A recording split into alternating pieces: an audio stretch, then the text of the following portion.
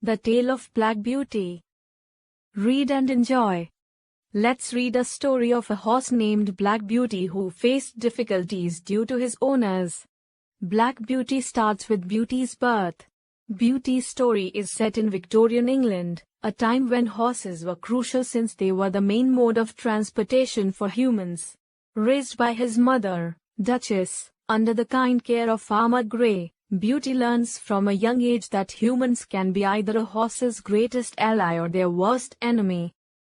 Beauty spends the early part of his life with thoughtful, caring people who know how to keep horses healthy and happy, but he is always aware that other horses aren't so lucky. After this coming-of-age training, he is ready to leave the meadow of his youth. He is sold to Squire Gordon, a man who takes a liking to this strong, young, beautifully dark-coated horse. Squire Gordon's residence, Birtwick Park, thus becomes Beauty's new home. There he is cared for by John Manley, a wise and perceptive groom, and makes friends with the other Birtwick horses, including Spunky and feisty Ginger, who learns to chill out under John's care, and Sweet Merrylegs, a pony who adores the young children on the estate. But Beauty's life isn't all rainbows and sunshine, since he often hears the stories from other horses that have been mistreated by their masters. As time passes, Black Beauty becomes a more trusted member of the estate. This is mostly due to the fact that one day, Beauty trusted his intuition in an emergency situation and saved the life of his master and driver. So he became a loved member of the hall, especially for John and James Howard, his groom. Soon though, James receives word that a friend of Squire Gordon's is looking for a skilled groom to work for him. The pay and prospect is considerable, so with Gordon's suggestion and John's advice, James moves on to this new job, but not before another adventure with Beauty where James saves horses from a burning barn, further earning the praise and commendation of Squire Gordon.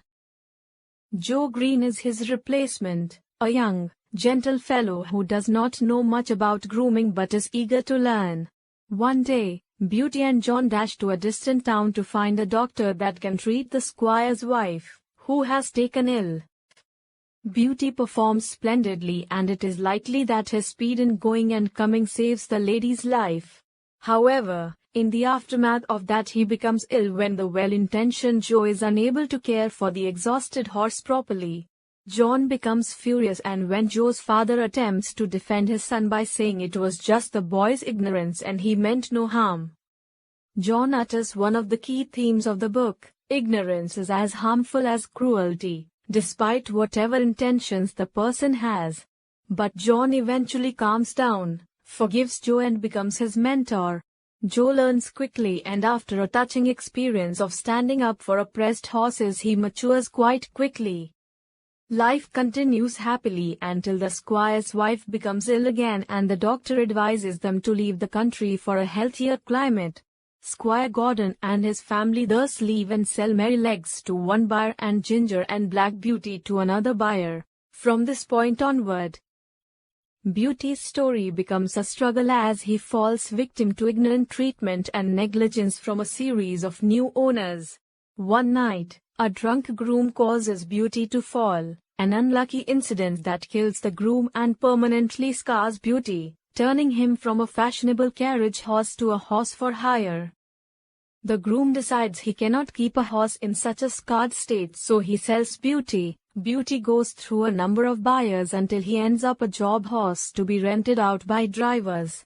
Here for the first time he meets bad drivers, and because these drivers often do not know how to properly drive or take care of horses, he receives long-term physical harm. When Beauty is finally sold to London cab driver Jerry Barker, it looks like maybe he'll be okay. Jerry is basically the horse whisperer of London cabbies, and Beauty adores him.